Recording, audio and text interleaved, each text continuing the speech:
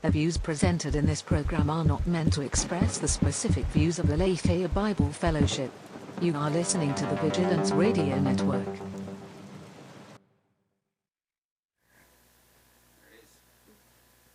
What'd you just put?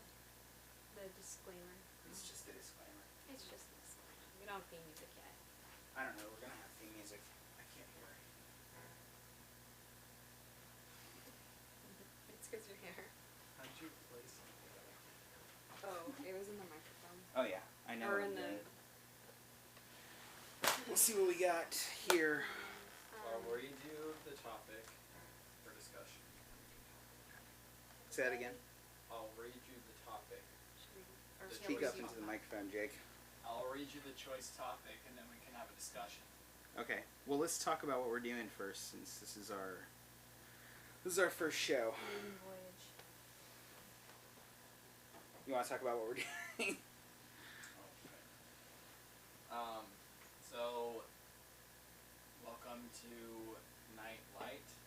This is a show that is useful for our viewers and ourselves as we are training to be biblical counselors. My name is Jacob. I have here Justine and Josh and Gary. You guys want to introduce yourselves? Hi. Hey. Yeah, so Jacob and Justine are training to be biblical counselors. I already am a biblical counselor. I've been a pastor for 16 years, and this is our NITE LITE program. And it's just an old school call-in show, basically. So we have a phone number on the screen. If anybody wants to call in, then we'll take your calls and see what we can do here. We use the Bible, and we use directive counseling to talk to people. If we don't have anybody calling in, then what we're going to do is we're going to go over some topics that we've found on websites and talk about them. So we'll be on for the next couple hours, and feel free to call or text. Yeah, and so this will be helpful for our viewers who may be going through some sort of trauma or some kind of problem. They may be feeling alone or stressed out about something. And then those who want to help others can listen in on how we have this discussion based upon a person online who posted their problem on the forum. So Jake, why don't you come sit over here and we'll get a better sound out of it. Better? Yeah, speaking to that microphone. Alright, I'm going to read this post here by Papaya456 on DearWindy.com. Shout out to Windy. Hi. I need some advice regarding my best friend. We've known each other for 15 years and we've been friends ever since. She has many great qualities that I admire. I trust her completely. We are really supportive to one another and we never argue. I know she has some insecurities. Who hasn't? She is very possessive. She feels threatened when I meet someone who I get along with because she doesn't like to share her feelings with someone who's not worth it, according to her. Anyway, to set the context, a few years ago we were both trying to enter a great school, but I was the only one who succeeded. I was very, very sad for her and did everything I could to help her. She was happy for me, she still is, but never gave up, and she has spent the last years trying to get into that school to have the same career as me. That's complicated. I don't want to give too many details. To sum it up, she failed every attempt so far, so she's a bit bitter. She never met any of the friends I met at school because that depresses her, and I noticed she's kind of jealous when I mention them. She can be full of pride and entitled. She thinks she deserves to succeed more than the others. Anyway, our friendship was fine until September 2019. It was tense. Sometimes I felt like walking on eggshells because she would get upset if I mentioned her attempts to get into the school, or outraged if I said something about someone who voluntarily left. Apart from that, the friendship was great. She was always here for me if I had any personal problems, etc. Anyway, last September I started dating a guy who became shortly after my first boyfriend. Due to very time-consuming studies and work, I only got to see him once a week, sometimes even less. At that time, I was living with my best friend. I admit I did some mistakes. I struggled to manage my time, and I had to cancel going out with my friend because I had a lot of work. But on the other hand, I was still seeing the guy once a week. I had a lot of insecurities, so being in a relationship freaked me out completely, and she was there to reassure me every time I panicked. But she started to be really annoyed. I would find time to go out with him or not, and not her, so at some point in November she bursted into tears saying that she had been hugely disappointed in me, that she was proud of herself because she handled well the fact I had a boyfriend, but she felt like I was taking her for granted and she didn't want to be sacrificed. She stated that I should have known she wasn't okay because she was stressed that she wasn't managing to get into my school. I apologized to her and I explained to her I was going through a lot of things and that the only reason I started to go out with her less often was that I was already living with her in the same apartment, so I got to see her every day. She said that she was ready to forgive me because she still thought I was a good person, but if I was someone else, she would have cut me out of her life. She knew I hadn't done her wrong in purpose, but she said she didn't care. She explained that she was no longer willing to listen to anything I had to say about my boyfriend and that I would have to talk to someone else. But if she was still here for me regarding any other issues, it was fine. Some months later, I got dumped. He was really mean to me. In hindsight, I realized it was a terrible relationship. I talked to my sister, another close friend of mine, and I got a therapist to get through all the usual sadness and distresses that comes after a breakup. At some point, I did say to her we broke up, and she replied, "Okay, unfortunately I will not be able to comfort you, but I am sure you can find someone else to talk to." I don't know if I'm being a bad person here, and if I'm being incredibly selfish, but I don't understand her reaction, and she's not the only one to feel disappointed. I have to say, those events really damaged our friendship. I will still talk almost every day, but I don't feel like opening to her anymore. I don't talk to her about my life anymore. I think I am still quite angry at her. I don't know how she feels about that though, but for me, the friendship is definitely not the same. So what do you think about that? Am I being selfish? Is a friendship still worth it? Thank you. Well, I'm going to work on some sound issues, and I'm going to work on some sound issues, and you guys can try to work through it. Don't mind us if we're like running around all over the place because we're trying to figure this whole setup out. So I was definitely drawn with that specific, I guess, problem. Plural though, because there's lots, it seems like. But yeah, I definitely hold strong feelings towards my friends. I don't look at them as arbitrary, and I'm also kind of a more forgiving person than I guess I should be sometimes, but I do think that there is something to say about being able to open up and talk about your issues with your friend, even if they may be upset at you or sad about a specific thing that you've done wrong or didn't do wrong. But the best thing that we can do, and this holds up countless times in Scripture, is to forgive the people that do you wrong. You know, even if sometimes that could be unforgivable, that's something that we're called towards doing. You have any thoughts, Justine? No, I'm still trying to take in the whole story. yeah, why don't you relate back how you see the story? So, the way I see it is this person was going to college with her friend, or wanting to at least. She moved on to college, the other person wasn't able to get in, but they lived together. Seems like they do a lot of things together, and so they both probably hold each other's friendship strong. She mentions in the beginning that her friend sometimes feels like I guess word could be entitled to that person and maybe bitter when she's hanging out with other people. That's something that she alluded to in the post. And then there was some problems that happened while she was in school, hanging out with other friends and not her.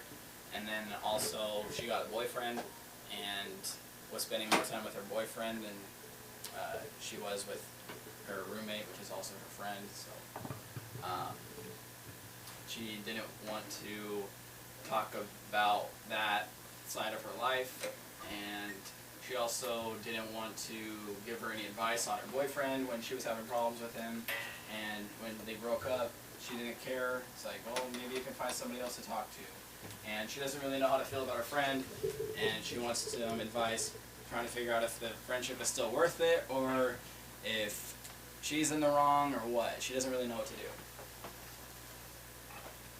This is drama. There's a lot of drama going on.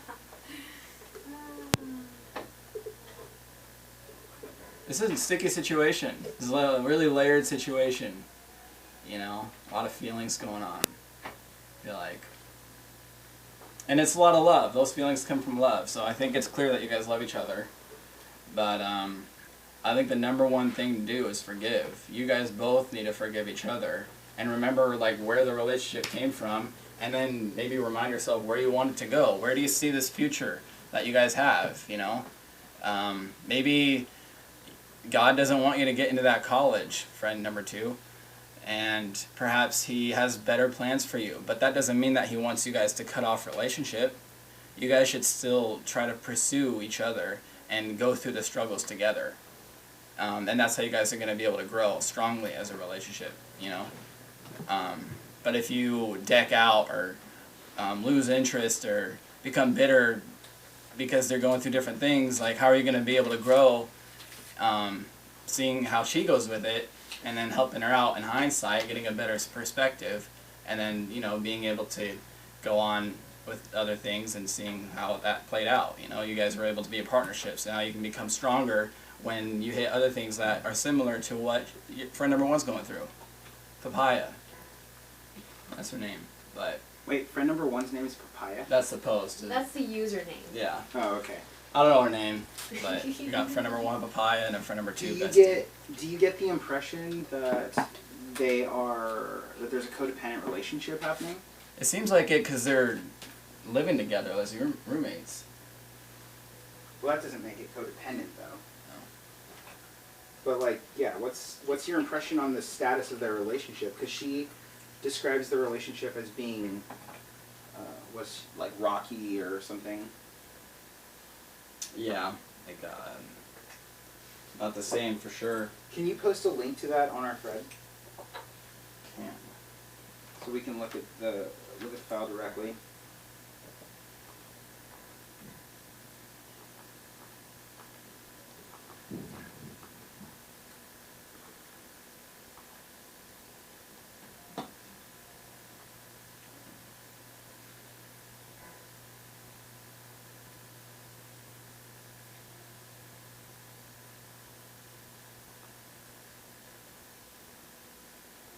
Getting there.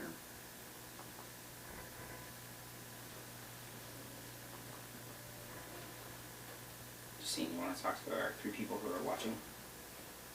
While Jacob's giving us dead air. No. Sorry. I don't really have anything to say at this point.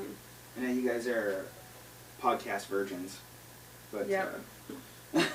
dead air's a bad thing. He's been on a podcast. Yeah, not quite. I've been in the Upper Story 3 times. I've also done Tiles, another ABF special. Gave a speech. Rapped a little bit. I did some music for Might Night, which rhymes with Nightlight. I'm not going to bust a freestyle, but I could if you stick around a while. Why don't you do it? I could. Yeah. You say you could. Alright. Let's Can hear you? it.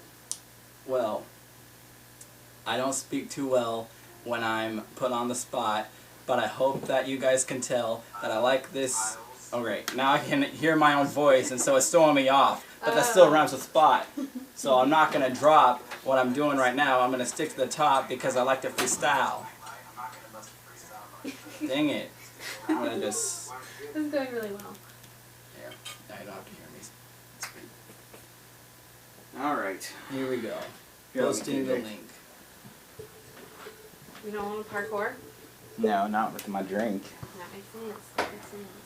Oh, I didn't... Oh, there it is. Okay, now it's a link for ABF Nightlight, episode 1. Alright, trying to get some mics set up in here. It's not the setup that we thought we would have.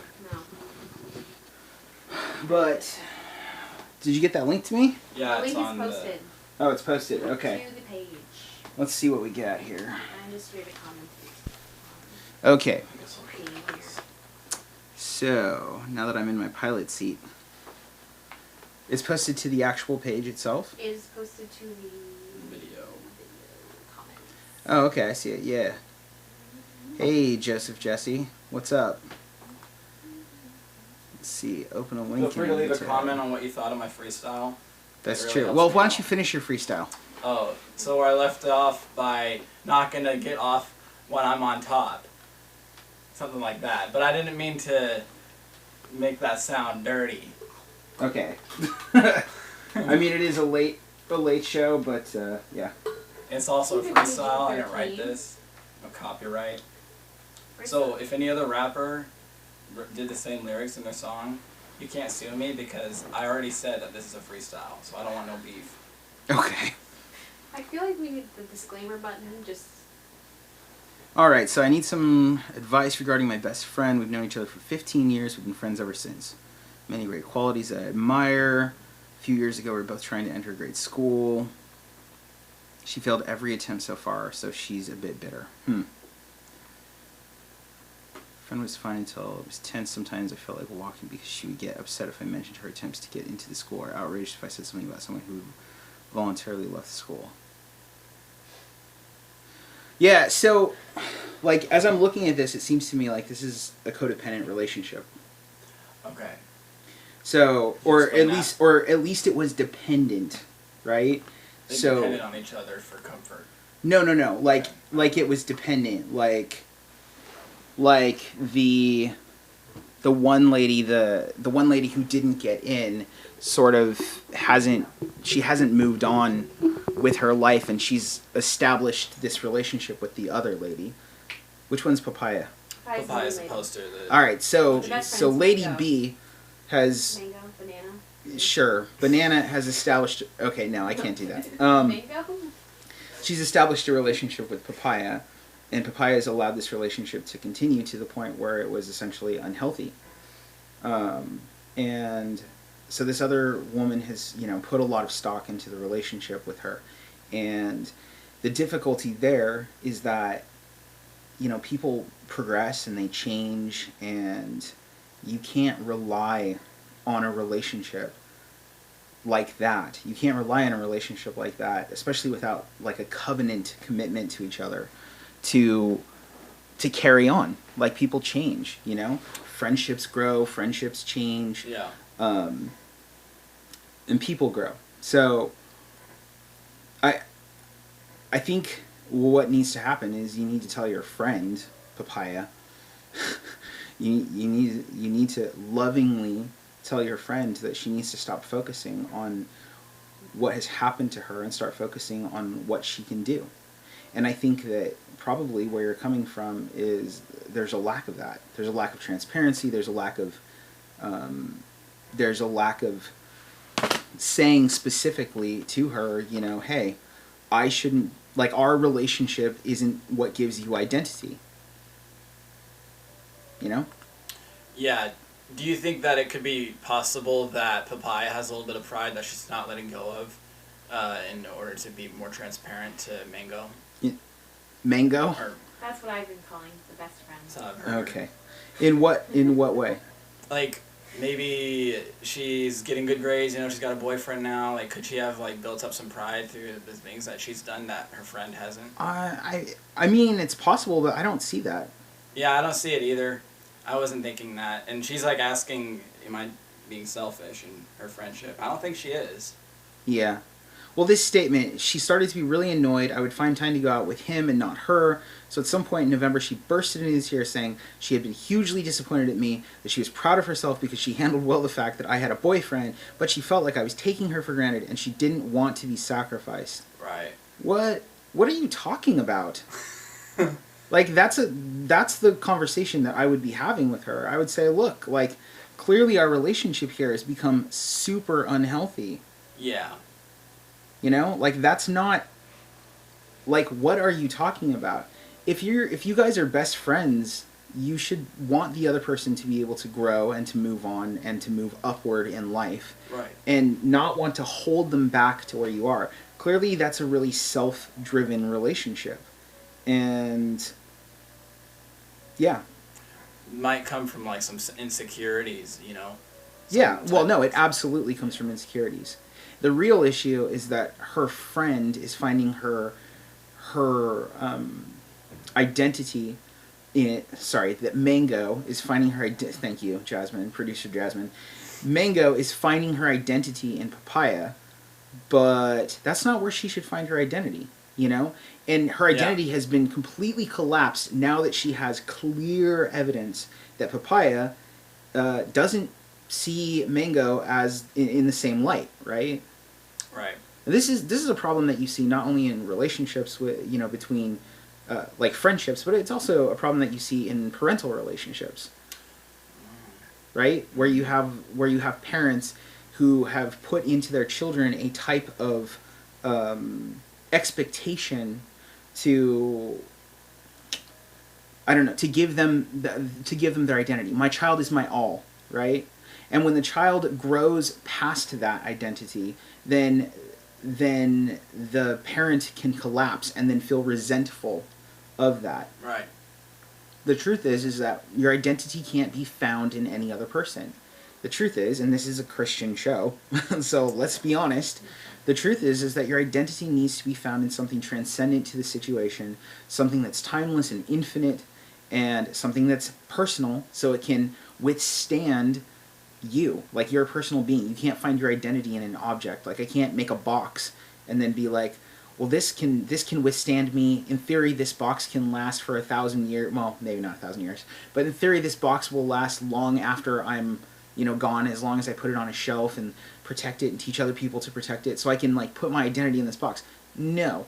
It has to be personal, otherwise it won't be worthwhile. And so, come on, guys, the only real personal, transcendent, infinite relationship out there is God. Mm-hmm. And both of these women have allowed that to take place, have allowed there to be a transposition of identity in the relationship. Seems like Papaya didn't understand that was going on. Right. You know? But now we're at this point where where essentially Papaya has to break up with Mango. Yeah. Or question where it's gonna go from here. Well, and that's the question I have is like, where is this relationship in her mind? Like, what is Papaya thinking about this? Like, what's going on here? It seems to me that there's a bit of a romanticism if it's not a romantic relationship. So, that's what I would suggest. I would suggest not worrying about what Mango is, not worry about what Mango is feeling so much as unraveling the false narrative that Mango has, and then you yourself, Papaya, unraveling the false narrative that you have or have, you know, been allowed to continue, been allowing to continue. And when you're like worrying that she's going to, you know, take it the wrong way or whatever, it's like, that's your problem. Your problem is you've been worrying that she's going to take it the wrong way for too long. Mm-hmm. Just tell the truth. Tell the truth that that's not where you are or where you should be, and that her value is not found in you. Yeah. You know, and go find her value in God. Exactly. Should we do another? Sure. All right. There's one more that I found that I wanted to discuss. This one's title really caught me off guard. And it's a lot shorter, but has a lot more, I guess, depth. Right. Let me Anyway. get out my notepad here. Okay. This one's titled, "The Virus May Cancel My Trip. It's the Only Thing I Have." As in the coronavirus? Yeah, I'm guessing. Okay. It doesn't say what specific virus, but that's definitely the one. We got a bunch of people here at Computer ABF. virus? All the headlines. The computer virus. We got a bunch of people here at ABF whose trips are going to be canceled by the coronavirus here soon. That's right. So, this All is, in theory, is this somebody from ABF? No, this one's... It's all I have. This guy's name is Elliot. Okay. I don't know where he's from, but he gives a real name, so I appreciate that. Shout out to Elliot. Wait, how do you know it's real, man? Maybe it's a fake name. Oh, could be. Shoot. Here it says, my mental health has really sucked for almost a year now, but the last 6 months have been particularly bad. For Christmas, my birthday, my dad got my fiance and I a trip to New York City because I've always wanted to go. I've been doing my best. I've completed schoolwork well, almost graduating with my associates a full year early and ready for a master's program. And I've been planning my parents a surprise 25th wedding anniversary party that's in a week and a half. The other day, my mom spent over an hour screaming at me about how horrible I am and that I'm ungrateful and never do anything for them and I don't care about them. They complain I don't talk to them, so I was trying. I was trying to explain how I'm feeling and she completely attacked me for it and said some things that don't need to be repeated. I've been planning this party for months. I tracked down all the family, current friends, and old college friends and made all the decorations, and I'm cooking. I was crushed for my own mother to yell at me that I don't care about her when I've spent so much time and energy making their party perfect while doing school and struggling with my life. I've been frustrated because every time I try to tell someone how bad I'm feeling, they get mad or go behind my back and complain that I even tried in the first place. I have nothing. I get yelled at all the time, and I'm barely surviving. I needed this trip. I really, really needed it, and now if it gets bad enough, flights will be canceled due to the virus. I'm on meds and in therapy, but I'm still unsafe, and if this trip gets canceled, I literally don't know what to do. So... What's he saying in terms of not knowing what to do?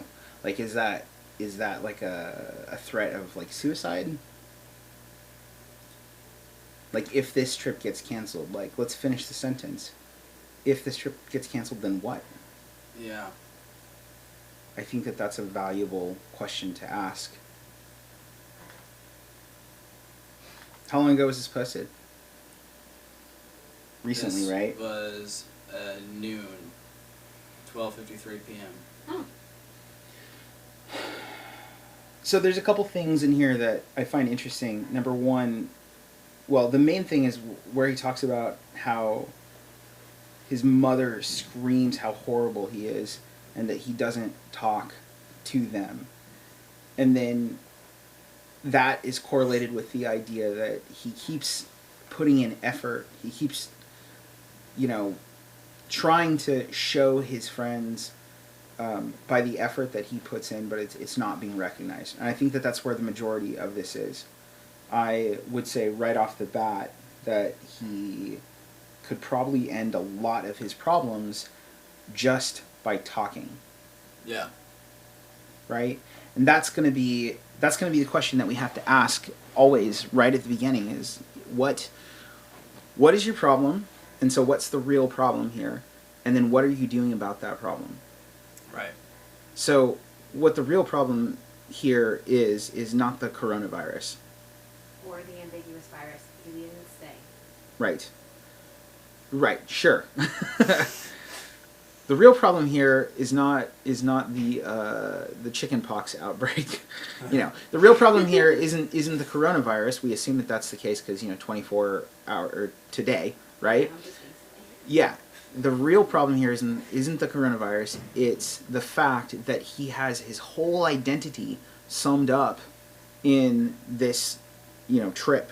Yeah, this birthday. Yeah, and when we're talking about that, and did you post the link? So make sure you post the link every time. Yeah. Yeah, but so he has his whole identity summed up in this birthday and what he's planning for his parents. Like, it's really clear that he's sincere in his love for his parents. He's really clear that he wants them to understand that he loves them. I guess the question that I would have is to what end? Like, why do you need them to know that? Right. And where my mind goes with that question is it seems almost like he wants to prove something to them. Yeah, absolutely. Yeah. He's like, he gets his trip from them to go to New York City, something that he's wanted to do. Yeah. And he wanted to do that with his fiance. And so I guess to retaliate or say thank you, he planned this anniversary, right? And then now they got into an argument. Essentially, he feels worthless and now doesn't even know what to do about not going to this trip because now he's, got this wall here about making this party happen for his parents who just yelled at him saying that he's nothing. Right. And then this coronavirus is stopping him from going on a trip, so it's like, it's almost as if everything around him is his enemy. Yeah. And he feels like he's trapped. Right. Can't move.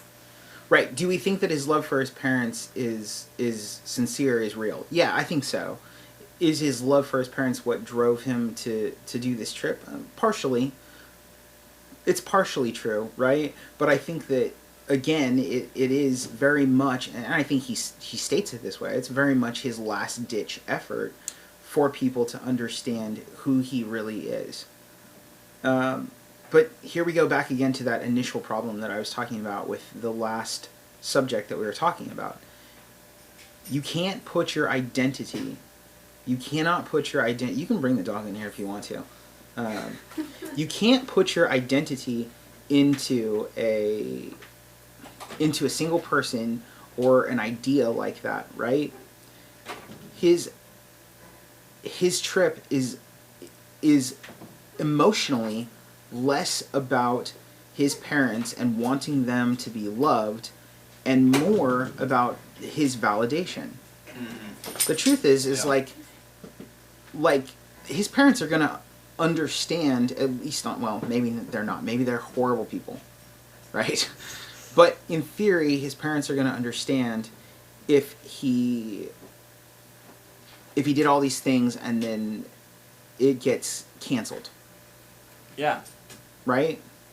Yeah. It's not his control. He's not saying, I didn't want these tickets or whatever. Right. Well, the other factor is his mother screams at him at how horrible he is. But he doesn't, and she says that he doesn't talk to them, right? Right. I think that's what's said. He doesn't talk to them. Yes. Yeah, or that they don't talk. He doesn't care about them. Right. Probably because he doesn't talk to them. Yeah. Right. Yeah. So why not just talk to them? Right. Here's something you can do. Like, you can't control the coronavirus, but you can control talking to your parents. Why not just expose the fact that you did this? Sure, let them know. You know? Yeah, say, okay, well, for the record, I've been planning this anniversary party for you, so surprise, but I feel like you need to know that I've been doing this for you, because there's a perception that you have of me that just isn't true. And I think in situations like this, I worry that the outcome of the situation isn't going to be enough for him, even if the outcome is positive, right? Yeah. I mean, what does he think his parents are going to do? Fawn all over him because he planned this trip? That doesn't seem realistic. Well, it doesn't change the fact that what his parents seem to want is communication from him. Yeah. Right? The trip isn't what drives the relationship to them. It's not what makes the relationship valuable to them. It is the fact that they want, at least from what we get, that they want to talk with him. And he doesn't pay enough attention to them. That's what it seems like. Now, I don't know the ins and outs of why that is and all the things that he's tried, but this idea that he's frustrated that no one gives him credit, that's life, man. Like, I don't know what else to say. Yeah, he alludes a lot to how far he has come, and no one's acknowledging that. But well, you got to go further than that, right? Like, I understand, like, that's how far you've come, but you have to go further than that if you want to be healthy. Mm-hmm. It's not, what does it even mean, that's how far I've come? Like, you never stop getting to your destination until you're dead. Yeah. So the idea of, like, how far I've come is arbitrary at best. Like, we are where we are. You know? Mm-hmm. So yeah, you can say that I've come this far, and that should be recognized, but it's not a universal standard, so it's really hard to, like, applaud that. Like, one person's growth is different than another person's growth, because one person's capacity for growth is different than another person's capacity for growth. And so, you know, like, yeah. My dad, for instance, was abused when he was younger, and I wasn't by him, and so, it's harder for him to attain certain things than it is for me. Should we be judged by the same standard? No. Right? We shouldn't be judged by the same standard. So you can't this guy he shouldn't be judging himself by the same standard as others, and he shouldn't call for others to judge him by the same standard. Yeah. He needs to be okay with the growth that he's made due to the growth that he's made, and that's it. Right. Understanding that success is an arbitrary thing. Yeah. It's like people say that success, and they try to spell it out, is this, this, and this. Once you have that, you're good. But what happens when you start that way? What if you are born and you have that? It's like, well, there's a certain spot where you find that you're going to try to look for a purpose. And you're not going to reach that just by accomplishing those, those few tasks. That's going to be done, but then what? There's still more going on. There's still more time. And you're not ever going to reach it until you figure out exactly what gives us purpose. Yeah, I would say for him, he needs to communicate with his parents and just tell them, look, I planned this thing for you, and I'm really disappointed, really disheartened that, I wasn't able to make it happen. And this is how I really feel. Like, I really feel that my identity is summed up in this. I feel like maybe you guys don't, appreciate the growth, and I really need some affirmation. Yeah. I think it's okay for him to say that he needs some affirmation. But, the truth is, at the end of the day, applause from people don't mean much. Yeah. And not even go as far as to say, it's like, with this trip, maybe it's canceled. Take that as it is and use your time in a valuable way. And continue doing that. If you've been doing that, keep doing it. But recognize exactly what that means. So perhaps that happens, you get your ticket canceled because of the coronavirus. Well, spend the time there making sure that you're appreciating what you have there and using that to then fulfill what your problem is, I guess. Well, and go back to God, and ask God for that value that you're missing. Right. It's arbitrary to us, and it's arbitrary when we judge our efforts by other people, right? It's not arbitrary to God. God knows exactly how far you've come. And that's what I'm looking for this guy is, where are you in terms of your relationship with God? And why are you finding your value? No offense to his parents. I mean, we could unpack the issues there with the way that his mom's talking to him, regardless of how she feels. She shouldn't be talking to him that way, regardless of how she feels. But no offense to his parents, but what was I going to say? I lost it. Value in God. Yeah. No offense to his parents, but he shouldn't be valuing his parents' input that way anyway. Yeah. The scripture says that our position should be to leave and cleave. And that means that we get to a certain point in our identity and we have to look for it outside of the biological unit that we started with. That's the biblical model. It's even, Erickson's model of development, secular psychology would teach you. You get to a certain point and, it's natural for you to look outside of your biological system to find identity. It's this guy never did that. Mm-hmm.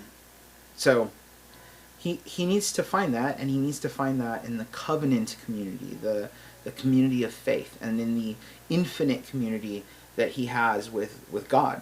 And when he does that and he stops trying to judge himself arbitrarily, then he's going to be able to find the actual joy and peace that he's looking for. And what real success. Right. And what worries me is that if he did actually follow through with this party, it might be more damaging for him because he's put himself at odds with who God made him to be. With the truth of the matter is he's not supposed to find his identity that way. So when he realizes that even with, let's say that it all goes exactly as planned, he's still going to feel empty because that's not, it's still going to be an arbitrary standard. Temporary. It's temporary, right? It's going to go right back around. Right. So maybe it'll give him a high for a little bit, but then it'll hit him with a real emotional low because the foundation, now he's chasing the foundational identity, which he believes at the low is, his biological family. But once the biological family gives him that and he realizes that he's still empty, that's going to be incredibly difficult for him. Yeah. So I worry about that too. Mm-hmm. So I would say don't care so much about getting validation from others. Use your relationship with God to understand who you are and start being honest about where you're coming from before trying to make grand gestures. Instead of making this grand gesture of this party and so on and so forth, how about just have a conversation with your parents? Yeah. What else you got?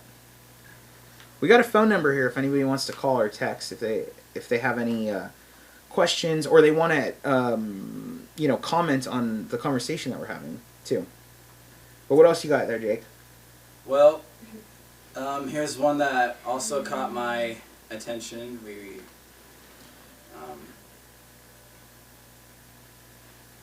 may be familiar. Hold on just a second. My phone's giving me pop-ups. Or laptop. It's a big phone, Jake. The secret is that Jake is actually an 80-year-old man. Okay. Wow.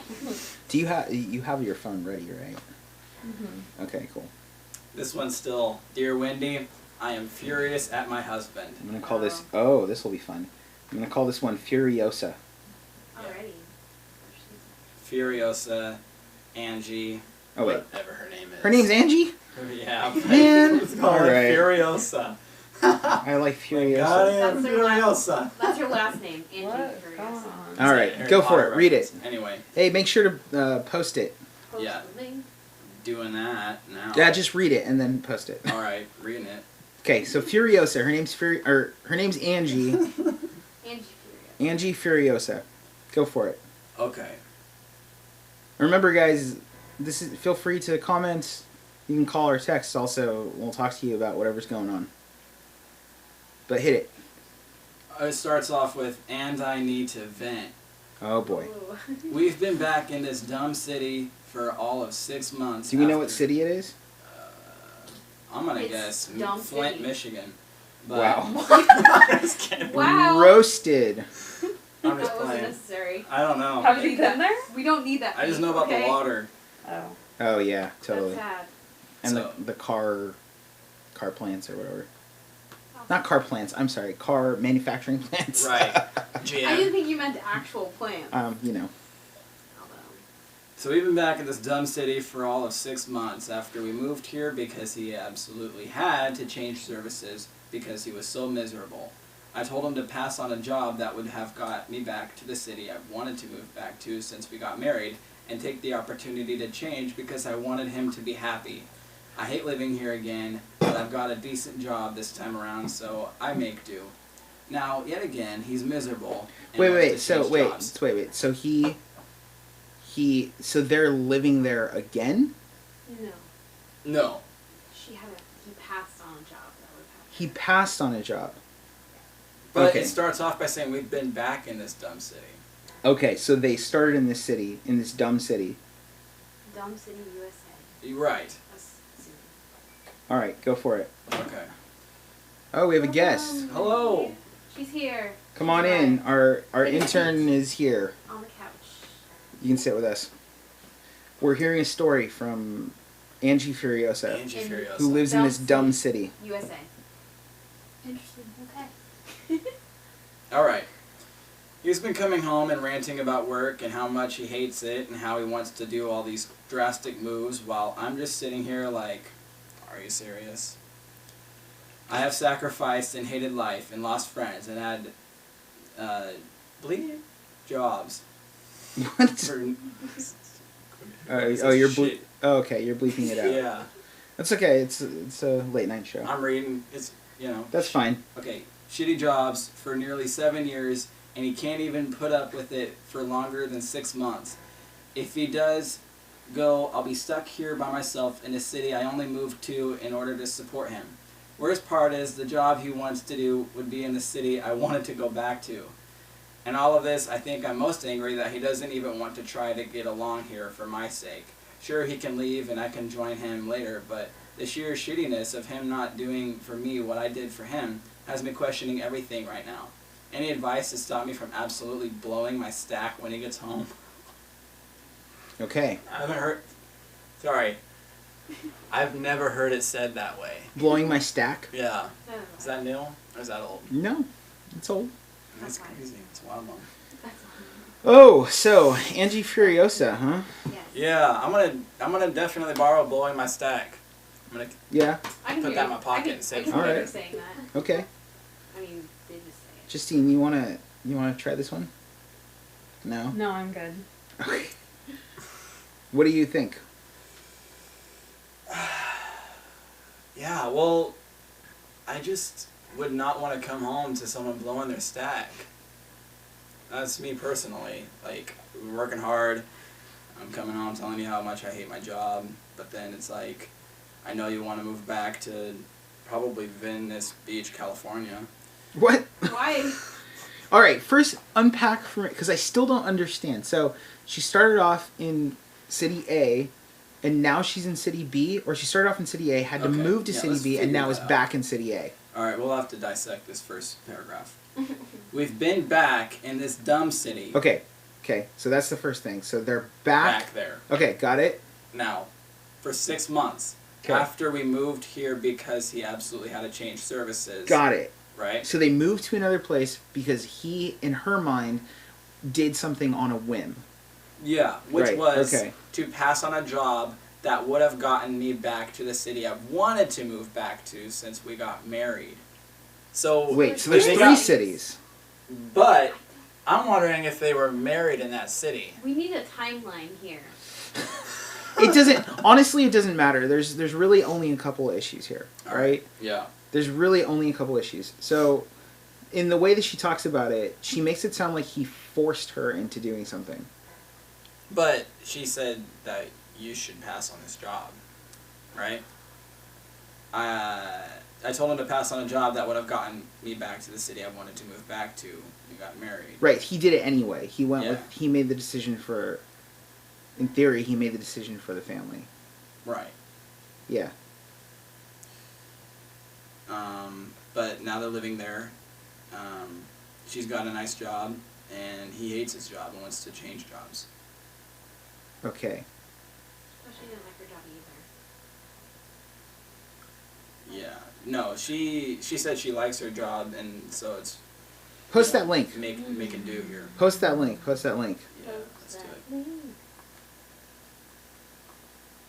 So, but anyway, she's all up in her head. I mean, I think the first thing is she's got to talk to him, right?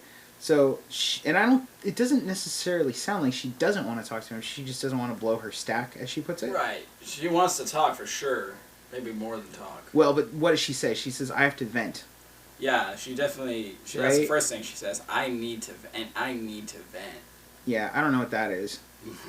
Well, the title here is, I am furious, capital furious, at my husband, and then it goes on to say, and I need to vent. Or it's, my name's Angie, and I need to vent. Either way. Okay. I mean, I need to look at this. It's hard to... Okay, let's see. He absolutely had to change services. I like how the had is capitalized, like, he had to change services. Right. You did it much better than I did, though. Thank you. I told him to pass on a job. Downtime. Okay. Back to the city I wanted to move back to since we got married. So they got... Okay, so she wanted to move back. Take the opportunity to change because I wanted him to be happy. Well, there's your first problem right there. There you go. I'm going to write that one down. Wanted to be happy. Happiness is just a dream. Happiness is overrated, my friends. It's fleeting and arbitrary. Mm-hmm. It's not an ignoble thing What to, is ignoble? you know, not noble.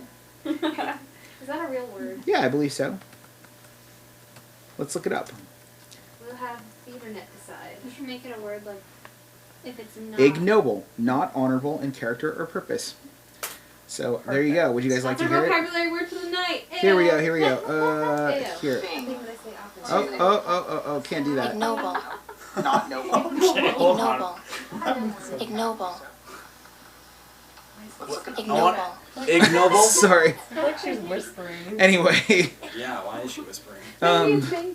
Yeah. So no, that is a real thing. Yeah. So it's not exactly ignoble, but she wants him to be happy. But that's an arbitrary thing. It's fleeting. You can't base your life decisions around happiness, regardless of what the United States Constitution or Declaration of Independence or everybody. I don't think the Constitution says that. Does it? Life, liberty, and the pursuit of happiness. Oh yeah, it says that. I can't remember if that's the Declaration of Independence or. No, it's not. I've been out of school for many years. I don't remember these No, things. it would. I don't think it would be in the Declaration of Independence. It's not a right. Why not? Let's look it up. It's Alright. the right to stuff. I can't Life, liberty, and the pursuit of What happiness, Josh right? said. That's what you said. Wait, What? maybe that's the 11th Amendment. Or 15th Okay, Amendment. no. Okay, that's made up. It's the 15th. So now you see how ridiculous we are all. It's the Declaration. America. Okay. It's the Declaration of Independence. That's Good. what I said. No, you did not say that. You said it's in the Constitution. It's the Oh, amendment or my the fault. 11th. And then you called it the 11th Amendment, Okay. the right to So happiness. from now on, what is? Can someone please look up the actual 11th Amendment? Because now Okay. I want to know. I will look it there's, up. There's so many. I'll look it up. I know there is. 11th But we need to know what the 11th one is. Amendment. Specific. Yeah. Simplified. What is it? From 1789, the judicial power of the United States shall not be construed to extend to any suit in law or equity commenced or prosecuted against one of the United States by citizens of another state or by citizens or subject of any foreign state. Oh, yes, of course. So happiness. Very boring. That sounds like happiness to me. Right. Not being able to something. It just means that that the government can't restrict lawsuits, essentially. Speaking of lawsuits, I think this chick's gonna sue her husband. Like, way to bring it back. Nice. Thank you. And again, people viewing, if you want to chime in, let us know. Jacob posted the link so you can comment. Maybe you can make more heads or tails of the timeline because we're having a hard time. But that's her first problem, is that she wanted it to to pursue happiness. And I'm going to be honest with you,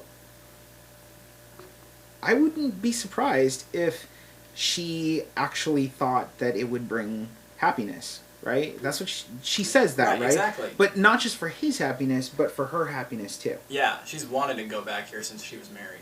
So I think, well, even just for the sake of the relationship, she thinks that that's what's going to make him happy or whatever. So it's a bad pursuit. But the other thing that I'm saying about this is that you pursued it. She told Right? him to. If you're take the telling job. if you're telling him to be happy, it's because then what are you doing? You're trying to be happy too. Like, Right. I'm sorry, but healthy relationships aren't ones that tell people to be happy. Like, at least not first. Right? Yeah. When you're making life decisions, the healthy relationship is the one that tells you the truth, Yeah. not what makes you feel happy. Right. And clearly you had an idea of what the truth was because you've been holding it over his head for 6 months or what? 6 Yeah. months, right? You've been holding it over his head in your heart for 6 months. So biblically, what I would say, Furiosa, is that you've been sinning against him.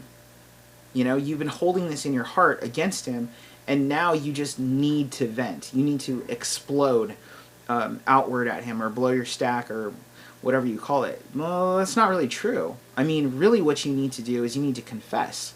Right. Be honest. You need to say, look, I've been holding this against you for 6 months. I made a bad decision in pursuing happiness, and I should have just been honest with you and put my foot down and said, look, I'm not wanting to do this with you. Yeah. I'm not saying that she should be non-submissive, or is it husband-wife? I don't know. It's husband. Yeah. I'm not saying that she should be non-submissive. I'm saying she should be responsible in the way that she is interacting with him in relationship. In a relationship, in a partnership, you don't just not communicate or say, well, whatever makes you happy, dear. Like, the reason why I'm with my wife is because she's the one person who will tell me I'm wrong. Not the one person, but she is the one person I count on to tell me I'm wrong. Mm-hmm. She's your partner. Right. That's what good partners do. Exactly. So, and a lot of people, that's what, you know, they want a relationship that's going to quote unquote treat them well, you know, and they put the people around them who are going to be nice to them or gentle to them. I don't want a person who's going to be gentle to me. I want a person who's going to be kind to me, you know, who's going to be abrasive when I'm being abrasive and be gentle when I'm being gentle. Yeah, and there's a strong difference between enabling and, you know, being in a partnership with somebody. Great. So when you're enabling somebody, you're going to allow them to do whatever they want to do and then watch them slip as they face those consequences. But being in a partnership is you don't let somebody slip. You grab them and be like, no, come on, let's keep going. That's being a partnership, is doing whatever it takes to make sure that you guys are on the same page and staying that way. Don't let them slip on their happiness pursuit, you know? Well, so she says he's been coming home and ranting about work and how much he hates it and how he wants to do all these drastic moves while I'm just sitting here like, are you serious? And then I'm guessing that this is internal. I've sacrificed and hated life and lost friends and all of this for nearly 7 years. He can't even put up with it for longer than 6 months. Mm-hmm. So, first of all, it's not like he just started there, right? Right. Right? It's not like like, these are rants because he's gotten to a certain place where he now is venting, as you put it. He now is exploding. And now you're rolling your eyes at him while this is happening and you're accusing him. But look, if you had just communicated in the first place when these things were happening, first, if you had communicated before the first place about not pursuing things out of happiness, then you would have had a better situation to begin with in terms of like a base level for communication. But now you're in this place where that's what you've established for communication. Yeah. So That's the I mean, same. what's going to happen? You guys are both going to blow your lids. Mm-hmm. Right. Your stacks, sorry. You guys are both going to blow your stacks. What needs to happen is you need to communicate calmly. You know, you need to communicate calmly and over a long period of time so that these things don't build up. Because that's the truth. You've allowed your resentment to build up. You've sinned against him in your heart. You've allowed your resentment to build up instead of just addressing the issues calmly. And over time. And when I say calmly, I don't mean without passion. I mean, I don't mean without having, I don't mean without like having... Control. Self-control. Yes, I mean having self-control, right? Yeah. Like dynamite can carve out a mountain, but, you know, and it's an explosive force, but that doesn't mean that it has to blow up just by handling it. Like, you have to handle it properly or it will blow your hand off. But if you use it properly, it can be a very useful tool. So use it properly. So I'm not saying that you don't have the conversation with him. Quite the contrary. I think you need to have the conversation with him over time in a way that you should have had the conversation with him over time in a way where he was going to take these things in moment by moment, where he could like build upon them. But now you're both at this place where you're not having conversations. The only thing you're doing is building resentment. He's building resentment for his job, possibly for you. Yeah. But he's building resentment for his job, and you're building resentment for him, and now you guys are just exploding on each other, and not in a good way. So, Yeah. you know, like I think that's your fault. Now, I don't mean I think that it's only your fault, but I think that you have a part to play. You know, your problem is a lack of communication and an improper focus, on happiness. And by the way, that's still your problem, for the record. Like, when you look at what your focus is, you're talking about how you've had to sacrifice, and you've hated life, and you've lost friends, and you've had all of these things, and he can't even put up with it for 6 months, but you put up with this for 7 years. That's what your pursuit is. Your pursuit is those things. those things aren't of importance in the long run. Like, all of those things are arbitrary. You know? A terrible job, losing friends, like, come on. Over the course of your life, you don't think you're going to lose a bunch of friends? Not even just to death? Like, those people who, like, try to hold on to their relationships in elementary school, or, like, those people who try to hold on to their relationships from high school, you know, and they put everything into it, like our first person. I'm not saying that those things aren't valuable. I'm saying that those things aren't identity defining. Right. That's what I'm saying, you know? Your relationship with your husband, that's identity defining. Like, that's a huge part of who you are. And you're allowing him and you to view these other things as your understanding of success and as what you should be focusing on. But it's not true. Like, that's not true. It's a lie. She says, if he goes, or if he does go, then I'll be stuck here by myself in a city I only moved into in order to support him. Like, why? Right. Why did you do that? Why did you move into a city just to support him? Did you not agree with him? Yeah. Like, were you just following him? Like, did you not make that move as a couple? Did you not make that move because you agreed that it was the right thing for both of you to do?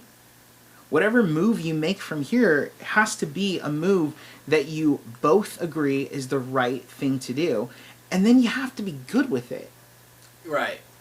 Like, that's the other thing. And, yeah, it's not really fair for him because she was hiding that stuff from him. Yeah. The things that she was wanting to have. Yeah. Yeah, you got to be good with whatever choice you make. Yeah, it makes it really hard for him to do right by you. Yeah. I think that that's like a huge problem when you have partnerships, when you have partnerships in relationship, is when somebody takes the position that they let another person do something, or that they're going to let another person do something, and then they blame them when it doesn't go in a way that makes them happy. And they're like, well, I never wanted to do it in the first place. Okay. Or I was only doing this for you. Yeah. It's like, I'm sorry, if you got on the boat to go to Destination B, then you better have wanted to go to Destination B. Yeah, otherwise, how am I supposed to know you didn't want to go with me? Well, even if you said that, your actions don't say that. Right. And what are you doing in the first place? This is how are you ever going to make it together if you're just going to blame the other person? So I think that's a sin issue, if I'm being honest. I think that she's sinning in her heart against her husband, and she needs to confess that to him. She needs to say, look, I've been thinking this way about you, and I'm sorry. And that so there's that, but I also think that the way that she's going to get out of this issue with her husband is for the two of them to find a mutual solution. To come to a place where they both agree on what the answer is, and then to follow through with it, and not blame each other for the problem solving that they both participated in. Mm-hmm. But it's got to be on a standard that's not arbitrary. Right. The last thing she says here is, in all of this, I think I'm most angry that he doesn't even want to try to get along here for my sake. So, probably put his guard down or try to make things right with the job he has and stop complaining. But then... But it was never for... I mean, she set that up. Right. Right? It was never for her sake in the first place. I'm confused about this, though. Like, this... She keeps mentioning he's gonna leave. Sure, he can leave, and I can join him later. Or, if he does go... Like I'll a be stuck long-distance here by myself relationship in or a something? city I only moved to in order to support him. Yeah, I don't know what that's about. Yeah. Why would he leave? Where's he going? Well, maybe he would go back and leave her in the city or something like that. You know, like he would go to a new job opportunity or something. Just quit because he doesn't like that job and go to the spot that he was at before or something? Yeah, Even something her because like she that. likes a good job? Yeah. Even then, like, why don't you just go with him? Yeah. It's weird. It's something like that. She needs to communicate. Yeah. That's the long and short of it. She needs to communicate, and she needs to stop resenting him. She needs to take responsibility for her own actions in her own heart, and she needs to repent and confess, and then be good with whatever outcome is there. Here's how it is. Like, if you're in a partnership, and if you're in a partnership relationship, and you decided on an outcome, or you decided on a course of action, and it didn't create the result that you wanted to, but you did this with the full acknowledgement of your partner and your full acknowledgement, then it's not one of your faults. It's both of your faults. Right? Well, yeah, and then I wonder if he asked her how she felt about it. Right. You know? Right. It's both of your faults, and you should suffer that together. And that sort of adversity makes you stronger. We used to be able to have adversity back in the day. Mm-hmm. Now it's like we have no adversity. It's so short-sighted. Mm-hmm. Super short-sighted. Self-driven. Yeah. Dog eat dog. Your husband and wife, dog eat dog. Are you saying dog eat dog? Dog eat dog. Okay. Doggy dog. Doggy dog. Cat dog. Doggy dog. Right. Yeah. Do you have anything to add, Justine? No? No. You're playing Auntie Gibb here. What's that? Do you guys know the Barry Gibb Talk Show? I haven't been there. You haven't been on the Barry Gibb Talk Show? Nope. Yeah. When I was younger, though, I watched Rosie O'Donnell with my mom, and Oh yeah, how was that? I was invested in that. I really felt like I was on the show. You were invested? Rosie O'Donnell. Yeah, she would watch it. Like you watched the Rosie O'Donnell show like every day? In the 90s. Yeah. It was Interesting. always on. It was like that and that. It was afternoon. Right. Yep. I did not remember that. I remember it. I was 4. I was 4 during the cool. Rosie O'Donnell show. How's she doing these days? Anyway, do you have another topic for Yeah, us? I got the phone on. Okay. Just judging off of the All right. the Let me title. pull up my notepad here. Oh, gosh. Wait, can you wait for a second? I Yeah. need to find my life. Okay. That sounds good. What's the title of it? Of what? Of the one you're gonna look at. You get to say. Oh, this one is called... Oh, hold on. While you're figuring that out, intern Hayden, did you have thoughts on the last one? Oh, here it is. Not so much the last one. Yeah. I don't have a lot of thoughts with that. You can definitely see how she was harboring things in her heart.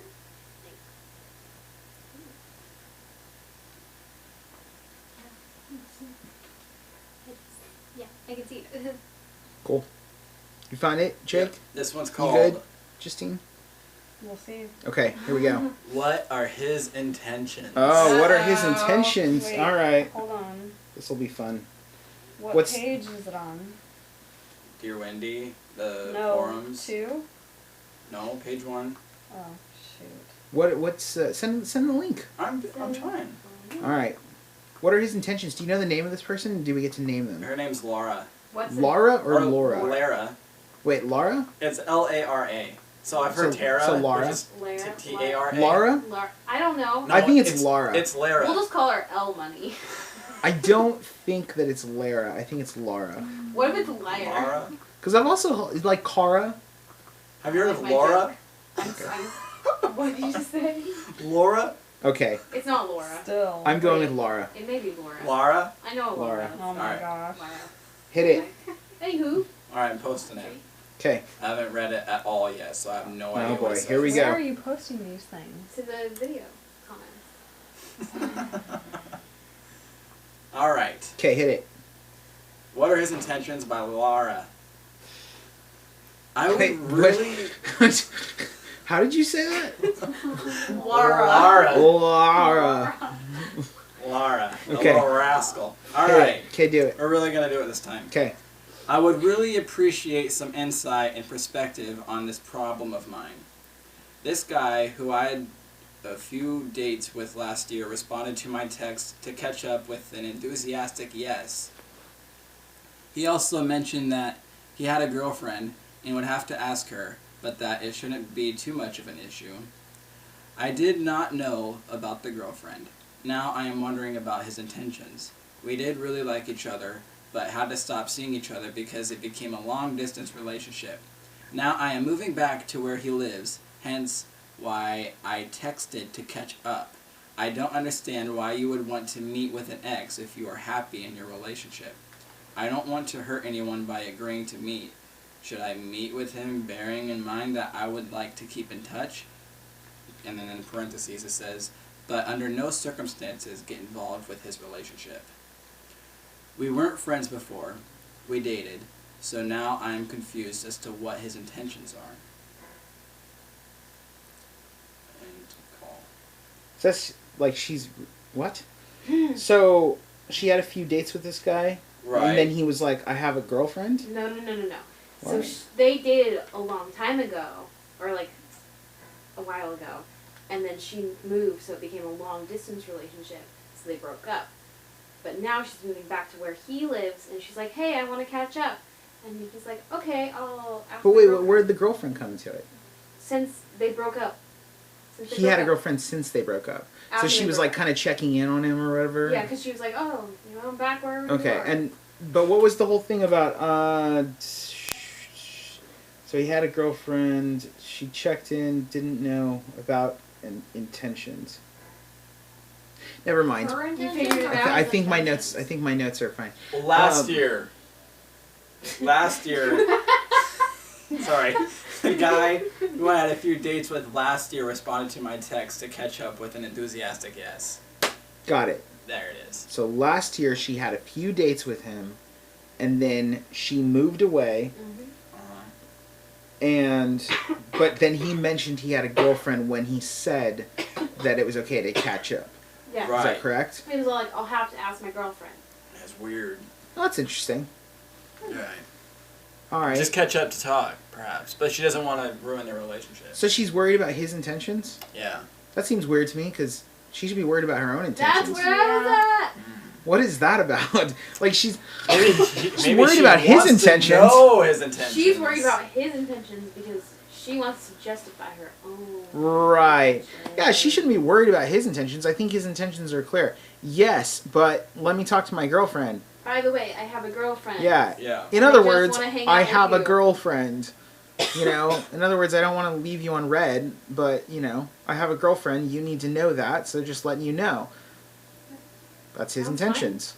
She's just weirded out by the fact that he wants to meet up with an ex, even though he's in a happy relationship. That's weird to her. I don't. But here, Well, I think she's being dishonest. sure. I just want to put out there that Liar. I would be stoked if my Sorry. ex and my wife were friends. That'd be cool. Would your wife be stoked? I don't know. Would your ex be stoked? I don't know. But I think that would be a good thing. Let's ask her. I'm just kidding. We'll call her up right now. Which one, the ex or? But let's get them. Two phones. We'll get them together. Call as- her. Jen is just in the dev center. We'll get them. We'll get them together as expert witnesses We'll to be this like, case "Hey and see guys, what they would think in You are now real friends. life. When are you guys gonna hang out? Whoa, that'd be a Jerry Springer show. Okay. Why Right. do you keep That's bringing not up us. other talk shows on ours? Well, I don't know I about. haven't brought up Jay Leno yet. I don't know about. You did. I don't know about your ex, but Jen is the tiniest person in the world, so that'd be a real weird, And she's really chill. a really weird battle. Anyway, no, like I think it's disingenuous. You guys need to look that one up too. No, I've heard you say that. Many Okay. a time. I think it's, but Do you know what he's saying? disingenuous. Disingenuous. Should we look it up? Yes, I can You want tell the- you. I you can want tell the you. actual- We can say. We can say. Me can say. Okay. she's not being genuine. Yeah, so that's it. disingenuous. Thanks for ruining my moment. I'm joking. What? Why is it your moment? So I was gonna define it, and I was Oh, like, sorry. I win the spelling bee or the vocabulary. Disingenuous. Let's make sure we get the sound on here. But Do you know what he's saying? disingenuous. Disingenuous. Should we look it up? Yes, I look can it up. tell you. Disingenuous. Disingenuous. There it is. Being genuine. Yeah. Disingenuous. Okay. In my moment. There it is. No. So disingenuous means not candid or sincere, typically by pretending that one knows less about something than one really does. And I think I think that she's being disingenuous about the situation. The truth is that it's not his intentions, it's her intentions, right? What does she want to do? Yeah. She wants to be in the relationship Sure. with him. And she's like, under no I circumstances. can't do that. Come on. Give me a break of a Kit Kat You're the one bar. who asked to hang out in the first place. Right. It's true. Your intentions are that way, and you don't want to you don't want to be a home wrecker or whatever. Right. Really? And then it's like, Like, the moment he says that should be you backing off. And that's simple, right? The moment he says that should be you backing off. And you, like, oh, maybe he's the love of your life. Okay, but if he's the love of your life, then you're also being disingenuous in saying that you, like, in wanting to, in this being an issue. Like, if he was the love of your life, you wouldn't care. Like, for the record, Yeah. I don't believe in that concept of the love of your life, but if that's what you really believed, then you wouldn't care. You would go and you would fight for that guy. right. So, which is it? So also, on top of it, it's like the whole thing was about her wanting to not just catch up, but like literally reel him in. Yeah, and she take wants it to start a home, relationship. Totally. cook it up and eat it. You know what I'm saying? Okay. Whoa. How many can you do there? I mean, what? She wants to reel him in and. So you know. first you gotta put the line in. After you put on the bait, Mhm. drop it, Mhm. reel it in, Right. lick it out. It's heavy enough. Yeah, Put it inside definitely. your bucket. All right. Drive home. Okay. Take it out. Yeah. Clean it off. Chop it up. Put it on Okay. the stove. Yeah. Grill it. This sounds Make sure you got some bad. seasoning Okay. on the plate. Eat it. All right. Yeah. It's a process. to All it. right. Okay. What are you guys talking about? I don't understand the comparison. You guys talking about fish? Catching Yeah. and eating a He's fish talking about fish. is different than relationships. Well, catfishing. Ask plenty of fish. That's Yeah. Russian website. Thank you. I'm done. Yeah. Well, yes. So anyway, she's being disingenuous and ignoble in her pursuit. This is not Josh's vocabulary hour. It's always Josh's vocabulary hour. That's true. In her pursuit of him. The truth is, hey, if you want a relationship with him, then just say to him, like, look, we hit it off. I think we should be together. There it is. Hey, you, I don't like your girlfriend. Let him have it. Yeah. No copyright intended. Like, be honest about it. And let me say, when saying that, don't then get all seedy and, try to, like, have a relationship with him on the side. Be his No side crazy piece. ex-girlfriend. Yeah, don't be his side piece. But, like, straight up say, like, look, I have intentions towards you. Mhm. Make a choice. There it is. I think that that's okay. I think that that's appropriate, and let him decide what he's going to decide. Yeah, and there's maybe even a chance because you guys seem to have hit it off before. And Yeah. that was a long-distance relationship. And be okay with the answer and move on with your life. Right. But don't pretend that you want to know his intentions when really you just want to know if he's down with what you're down with. Right. Yes. Yeah. There it is. Case That's almost closed. boring. Case closed. That's an easy one. Are you on this website, Justine? Have any of these really been difficult to you? No. Yeah, exactly. No. Did you find one? No. Alright, well I found one. He won't leave his wife for me. Okay. Now, going to this Okay. He won't leave his wife for me. Okay. one. Not Here we go. connected to the So this last is one. Laura in the future, Hopefully, not connected to the last right? one. Not hopefully it's Laura in the future, but Oh, right. We don't hope it's Laura in the future, but but it's possibly future Laura. this is what you're looking at. This one is actually from an L or from a capital LW. So her first name starts with an L. Ah, so it could be future Laura. Okay, Yeah. so L dubs. Crazy. L dubs. L dubs. All right, I'll read it. Wait, Or post it. not. Oh, sorry. Post it. Crud. Wow, that's wow. What? I'm just thinking about that. Just the brazenness of he won't leave his wife for me. Well, it's in quotes, so maybe there's new. What does that mean? It's quote? There's some information here that we might need. I'm sure that yeah. I don't. Is wife in quotes or is the whole thing in quotes? The whole thing is. So that doesn't add anything. And I want to be clear. We're not making fun of people for having the problems they're having, right? They're real problems. People are going through them. It's just sometimes we're taken aback by the brazenness of it. specifically that one, specifically that one, and specifically the depth at which people will go to convince themselves of things. There's two ways that you can look at this when you have a moral compass. One, you can be angry, and just have a negative approach to it. I cannot believe that you're doing these things, and fire and brimstone. But the other thing that you can do is just sort of, laugh at the condition of man and give good advice. Right.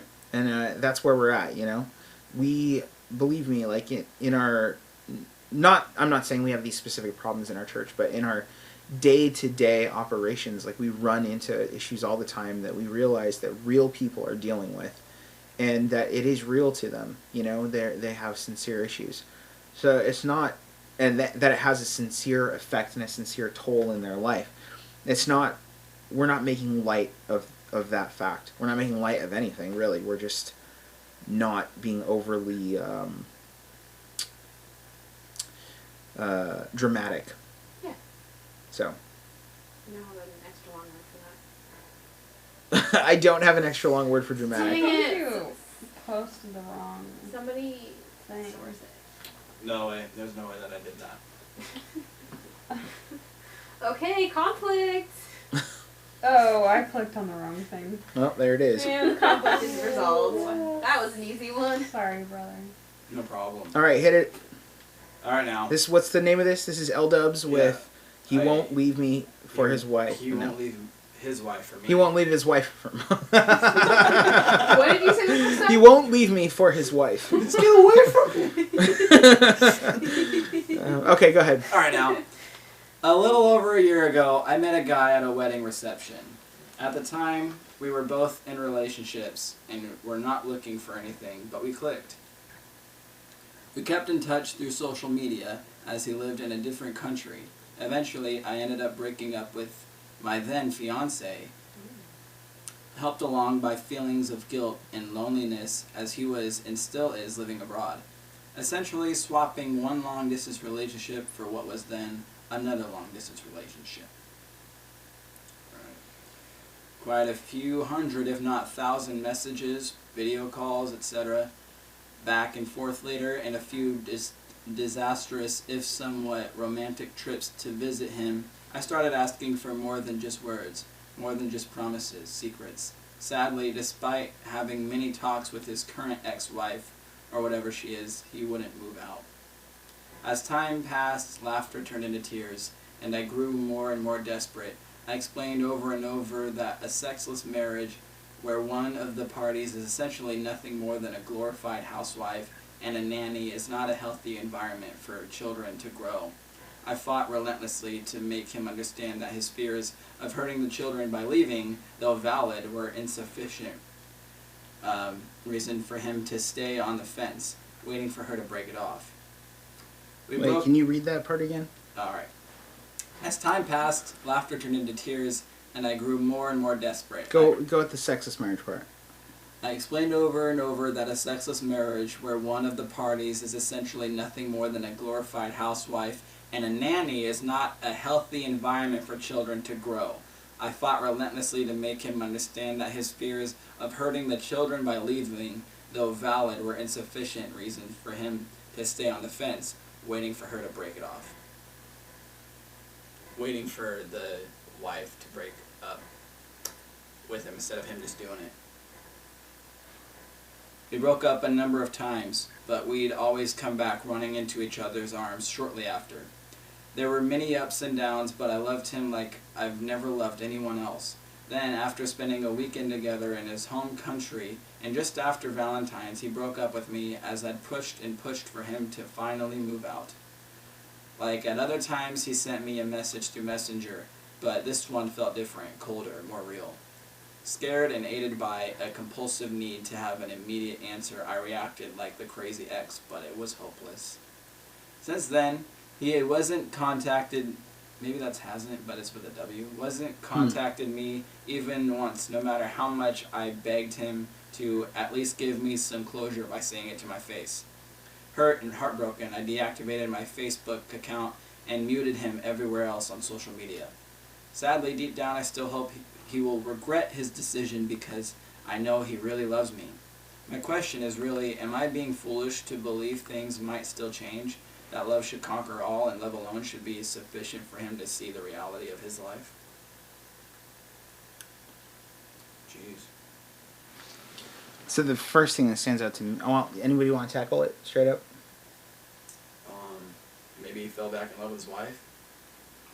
Could be. So that's my first thought. Anyone else? No. The first thing that stands out to me is the ridiculous abundance of romantic language. Sure, I definitely felt like I was reading a novel. Like Like a crime sex novel. Ew. I've never read one of those, but let's 50 Shades see. Darker.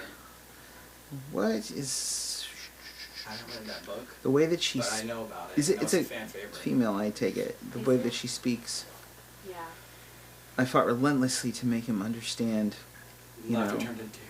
Yeah, laughter turned to tears. We'd always come running back into each other's arms. I've never loved anyone else. So on and so forth, right? Yeah. There's this real romanticism in there. So in her question where she says, am I being foolish to believe things might still change? Yeah. Yeah. I mean, that's like, L-Dubs, you are a romantic.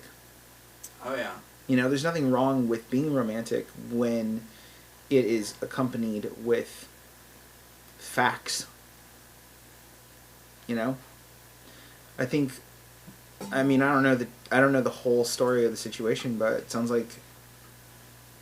sounds like you probably have a tendency to romanticize everything. Yeah. So I guess what I'm saying is the reason why I would say yes to your question of am I being foolish to believe things might still change is not because they wouldn't necessarily not change, but because you're foolish to believe your own perceptions. Yeah, it's not that kind of world. Yeah. Like they might change, you could be running off with this guy, or you could be on again, off again for many more years to come, you know? But does he see the world the same way that you do? No. No, definitely not. No, not at all. That's pretty clear even in this. So there's she makes this statement about a sexless marriage. Where is this? Where does she say it? Who broke up a number of times? House. Oh, there it is. As time passed, man, I feel like I should have a British. As time passed, laughter turned into tears. It's a little bit Irish. Laughter turned into tears, Yeah. and I grew more and more desperate. I mean, he is Irish. Yes, it's true. I explained over and over that a sexless marriage where one of the where one of the parties, as it gets later and later, get more and more slurred or whatever. I explained over and over that a sexless marriage where one of the parties is essentially nothing more than a glorified housewife. Again, hyper romantic language, right? Oh, yeah. A sexless marriage where one of the parties is essentially nothing more than a glorified housewife and a nanny is not a healthy environment for children to grow. What is that? What is that presupposition? Yeah.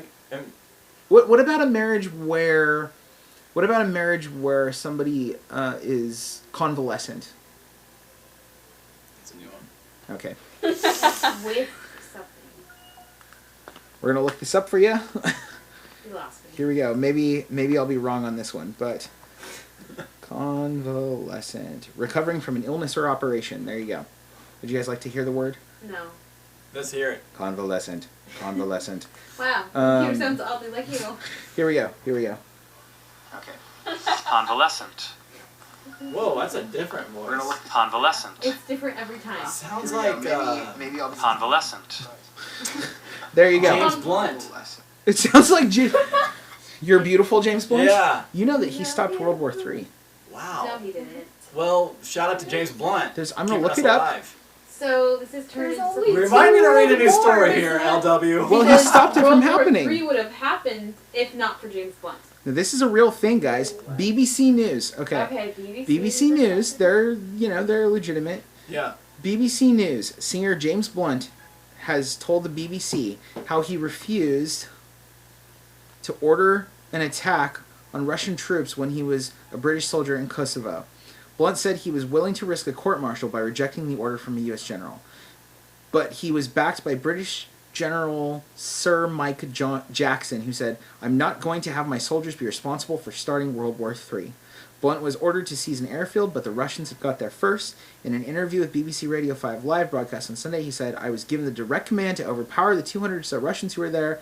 I was the lead officer with my troop of men behind us. The soldiers directly behind me were from the parachute regiment, so they're obviously game for the fight. The direct command that came in from General Wesley Clark was to overpower them. Various words were used that seemed unusual to us. Words such as destroy came from the radio. The confusion surrounding the taking of Christina Airfield." Okay, I'm scrolling down. Court-martial. Okay, they asked if the following order would have risked starting World War III. Blunt, who was a 25-year-old cavalry officer at the time, replied, "Absolutely, and that's why we were querying for instruction from an American general." And then they blah, blah, blah. Okay. There are things that you do along the way that you know are right. And okay. Blunt left the Army in 2002 to pursue a career in music, later scoring a worldwide hit with You're Beautiful. That's so, there you have the it. song that he made to take over the Russian airfield. Because That was... his beautiful music. So there you go. He could have started a war in Kosovo by being the commander on the scene who was going to do this, and BBC says that it would have started World War III possibly, but he refused to do it, and that stopped World War III from happening. Today so I James learned. Blunt stopped Today World I War III from learned. happening, and then started World War III with You're Beautiful. Right there. I almost went to his concert once. It's a pathetic song. It's an utterly pathetic song That's why the about a Russians man who doesn't understand his value in God and finds it completely in this woman who he views as existentially better than him. This is kind of what we're reading. Right And now. it's a bad song to play at weddings. Yeah. It doesn't make And sense. he's, well, I guess that's everybody's, he's not my cup of tea as a vocalist. That's all I'm saying. Yeah. I don't know if I buy that BBC article. It's not the first time I've read it. Mike Jackson. You think they're making up names? Sir General Michael Jackson. Lieutenant something. I lost Sir General Motown Michael Jackson.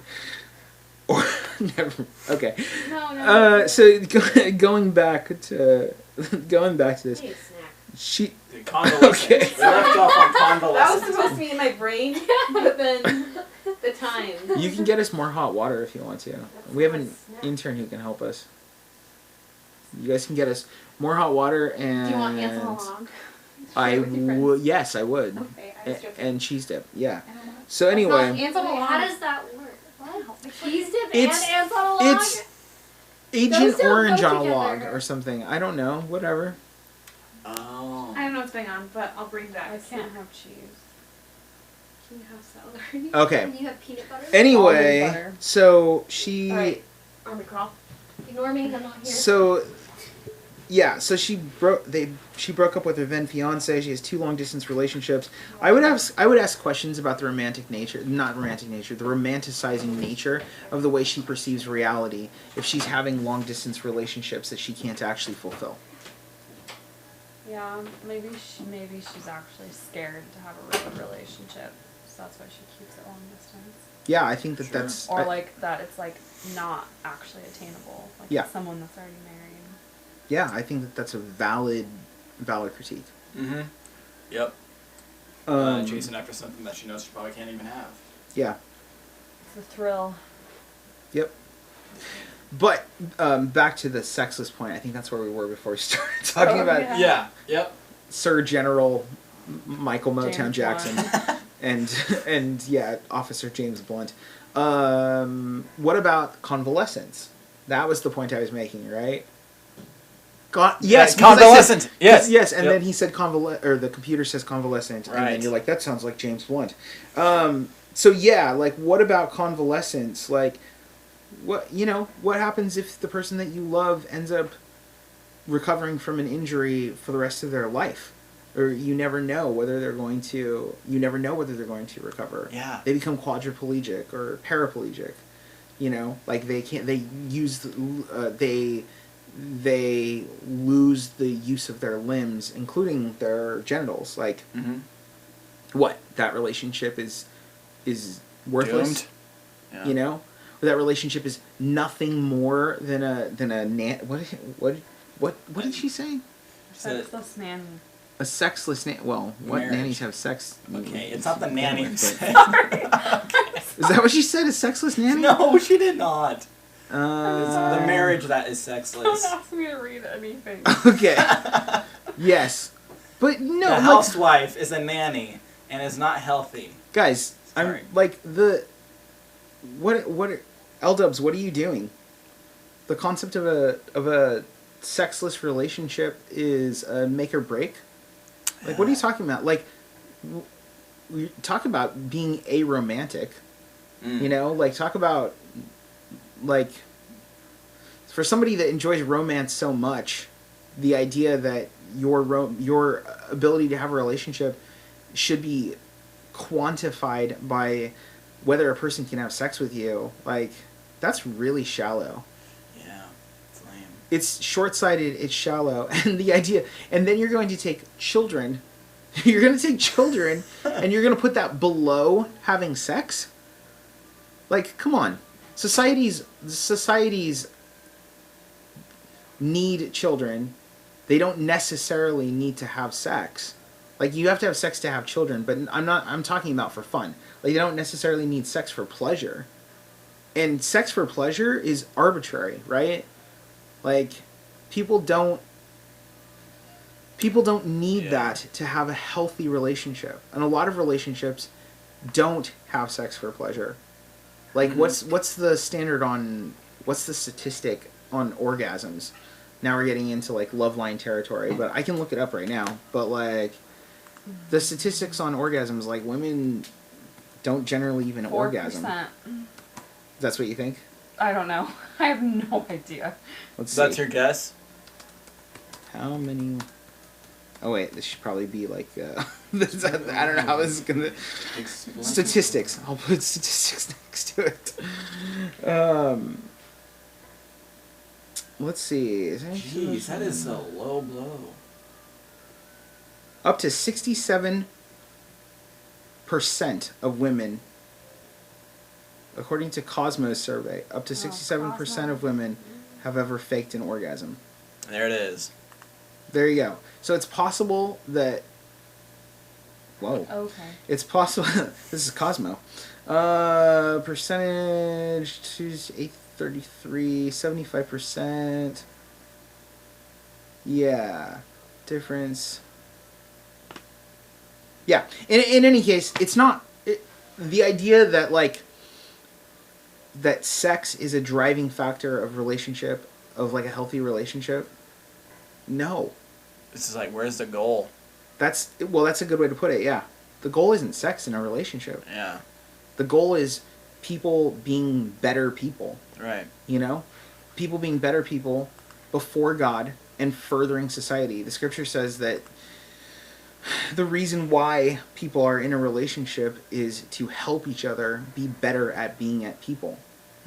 I mean, yeah, I'm, like, massively paraphrasing. Sorry, not to interrupt. Sure. But there is no celery Oh. or cucumbers Oh my god. Okay. or carrots, so anything that's remotely cheese dippable. Do we have meat sticks? That's a different category. Sticks. I haven't checked. I don't know, just bring us back some tea. I can do that. Yeah. Anyway, what was I saying? You were paraphrasing I was paraphrasing. about... Oh yeah, the point of a relationship is for us to be better before God. Your partner helps you to be better before God. So sometimes, so the joy of sex is involved in that, but that's not the meat of the relationship. Right. The whole Bible isn't Song of Songs. You know what I'm saying? Yeah, Song of Songs, chapter 7, check it out. But exactly. That it's in there. Mm-hmm. It's in there, but that's not the meat of the relationship. And man, if you really think that that's what it is, like you've been, I don't know, watching too much porn or something, like and misinformed. Yeah. Seriously. Yeah, like I don't understand the concept. It's romantic, but the reason why I say that is because it's not even a romantic concept to think that sex is what drives the relationship. Mm-hmm. That's pornographic. Well, and it's sad too, because then that's what you're saying your worth is. A thrill or a feeling. Yeah, you deserve more than just that. Yeah. Right. You know, and there's more that a person can offer you. Well, and let's go with what Justine's saying and follow it through. Like, let's say you get into a relationship with this guy. He leaves your wife for you, and then you now are too old, or you have to convalesce or something, like now, and he can't have sex with you. Is your relationship now doomed?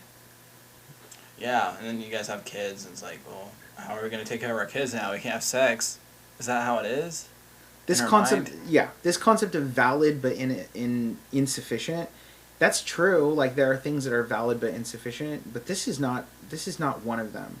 So the first thing I would say is you need to get your priorities straight, first of all, in your understanding of things. You need to stop romanticizing your understanding of relationships, right? Stop using this romantic language about relationships and using that to justify your want to have your identity be summed up in sex. Mm-hmm. I know that sounds harsh, but like I don't know any other way to put it. When you're willing to sacrifice another person's marriage and you're telling him that he should sacrifice the development of his family and specifically these children so that you can have sex with him. Like, that is really jacked up. So the first thing is stop romanticizing the truth, right? Have relationships that you can have, like, in real life where you actually have to work through your issues. And that's, I think, what Justine is saying is true. Like, there's something to be said for the fact that your relationships are overseas, and maybe you're afraid of a real relationship, and maybe that's one of the reasons why you are defining things by sex in the first place. Because then you don't actually have to work on a relationship. But relationships take work. If you were to even get this guy, which you shouldn't, by the way, for the record, but if you were to get this guy, like, you wouldn't even be able to keep the relationship. That's the truth. So stop focusing on that. Like, invert your process. Go back to the way that things should be and understand what role sex actually has in a relationship and not the opposite way that you've been looking at it. And you need to confess and repent and ask for forgiveness to this family. Yeah, be straight up. Right? Like, this is how I've been seeing it, this is where my view was, and this is what I was chasing after. Yeah. But then it's like, I think about what we talked about, maybe 2 chat groups before or whatever, 2 posts before, we talked about the fact that if you really cared about somebody, you would allow them to move on, and that would be enough for you. Like, we were talking about the 2 friends, Montoya and Mango. But, she's not really... it was papaya, right? Papaya, yeah. Papaya and mango. Yeah. Sorry. She's not doing that here, though. Right. She's, like, pissed off that he would dare be with his family. Yeah. Over her. It's like, isn't that a blessing? Yeah. This is something that he worked hard to build, and now it's like, he's, like, trying to make it work, and he's, like, ready to not play around anymore. He's ready to really be a man. It's like, okay, in theory. Yeah. That's in what theory, I'm thinking. Right? So. It's definitely the right moves. It's the right direction for being the man that he should be. Mm-hmm. Especially, like, just cutting off, this back and forth thing. I want to be firm in who I am. Yeah. Like, even if he's not going with his family, just trying to get his mind right is the first step towards doing something to that end. Yeah. But she's like, why aren't you being with me? Why is this happening to me? But maybe she needs to do what he's doing, Try to spend some time Nice. figuring out who she is and what life really is. You know, what it can be worth. What do we got here? You got another one? I have breaking news. You got breaking news? Oh, What you got? wow. Thank you. Governor Kate Brown orders all K through 12 schools to close statewide for 2 weeks due to coronavirus. Okay. Oh. Crazy. Something like that happened at my school. Does that include like online schools? No. It's online. Online people are screwed. What if I hack on my computer and sell it? No, to it's the other way books? around. True. But they still have to do school. But are you sure? Hold on, though. I don't know. I just had another thought. What? Is it true Read that the you can get article. coronavirus through Are we sure sending about what? things directly through the mail? Is that a question? Wait, what'd you say? Why are yeah. you asking this? Sure, why not? Yeah, so if you can get textbooks, if you're supposed to get textbooks for school, what's stopping you from getting coronavirus? Okay. I wonder if that's true about libraries too. What do you think about this? Sure. Should I click on the article? This kind Yeah. of affects you because you can keep the situation. I'll click right on her face. Effective. I could go outside right now and get coronavirus if I wanted to, if that's the case. Just lick some metal. Depends. If It a lasts person with a long time on if metal. a person with corona like came by, yeah, absolutely, you could. Mm-hmm. Absolutely.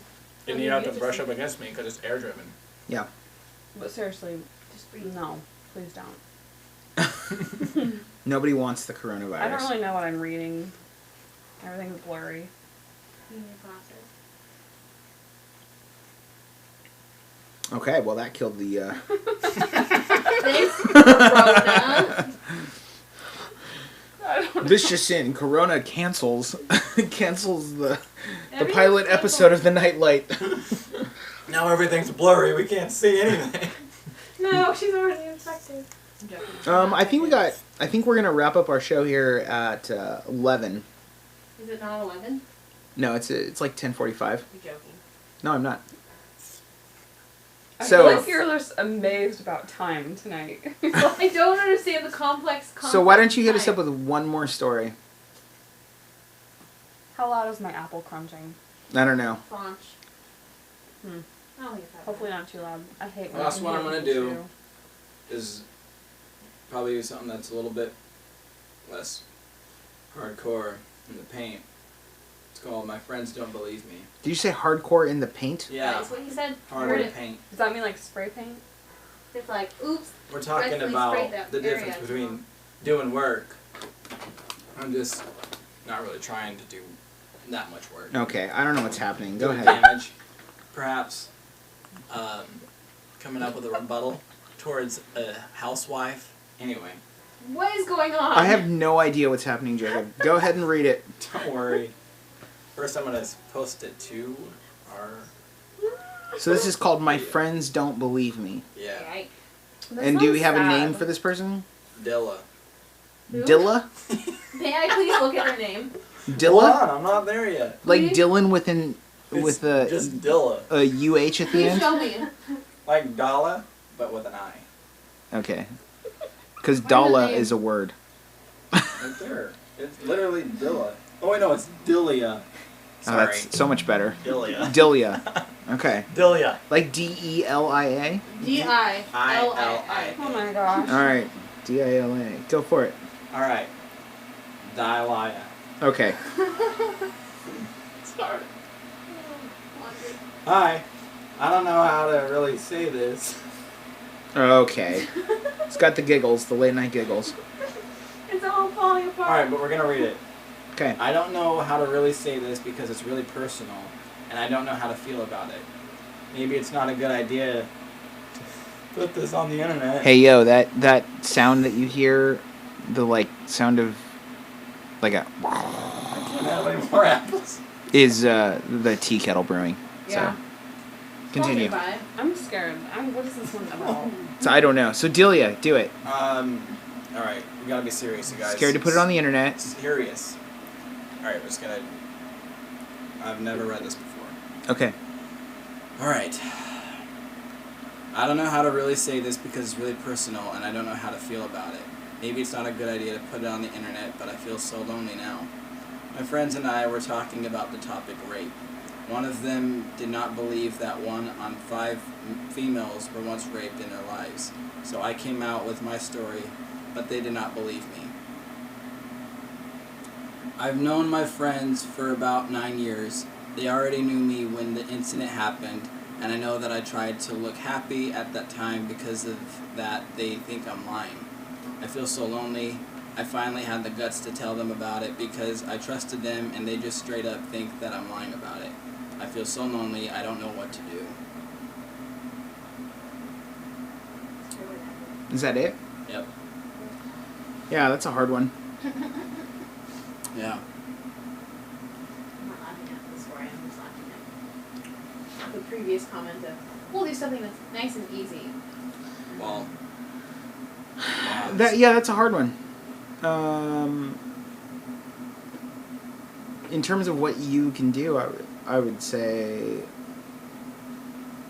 if you feel that you've really communicated well and you've made it clear, and there's nothing, and there's no, like, if you have, like, a previous history of lying or something like that, there's no reason for them to disbelieve you, but it really seems like they're turning the other way, I would say get new friends.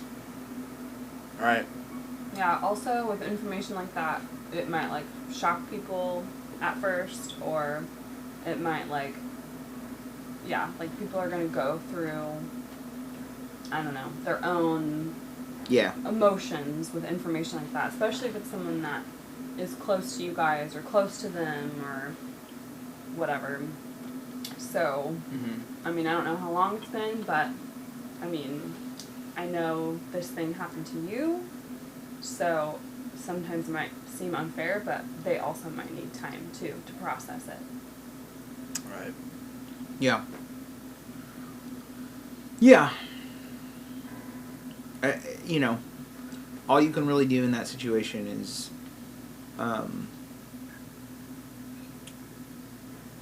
you can look at what you can do, right? So you know that this thing happened to you. Take it seriously. Talking to your friends is important, but it's not as important as developing your relationship with God. And God knows what happened to you. Right? God knows who you are. He knows what happened to you. He knows how lonely you feel.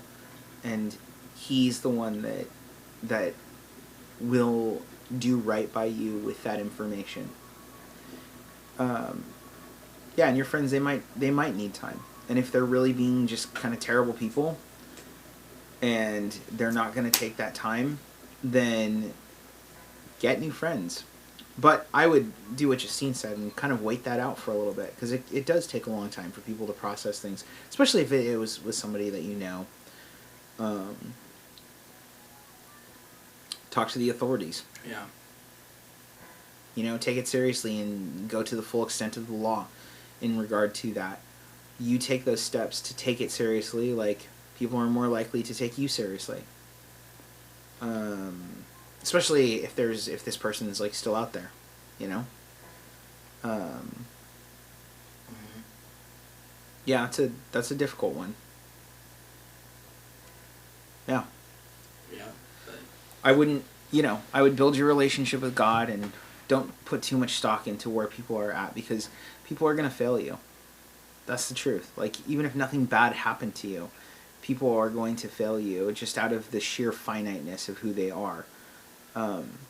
So I wouldn't expect every person to be able to handle that information properly.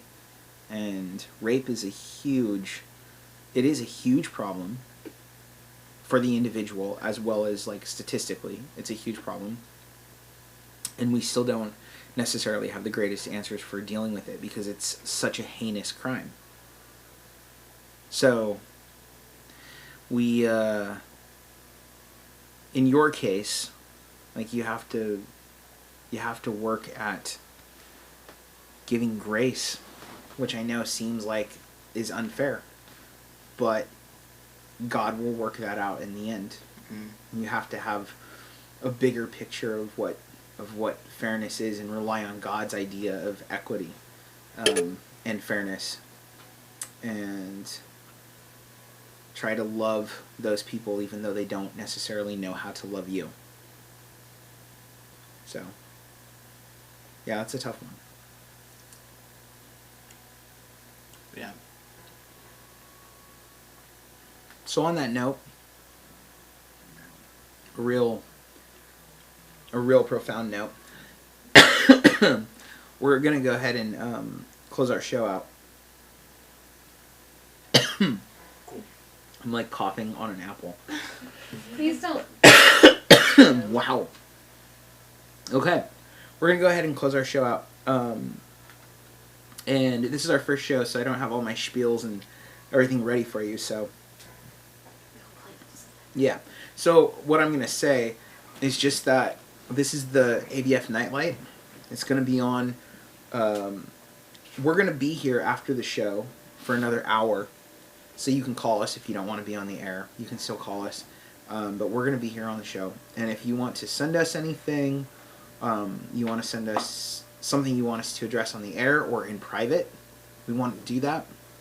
And you have all of our channels, and we'll make this show available as, you know, in podcast form so that you can listen to it and so on and so forth. But, you know, there's people out there who need help, and they need to not beat around the bush as to how to deal with it.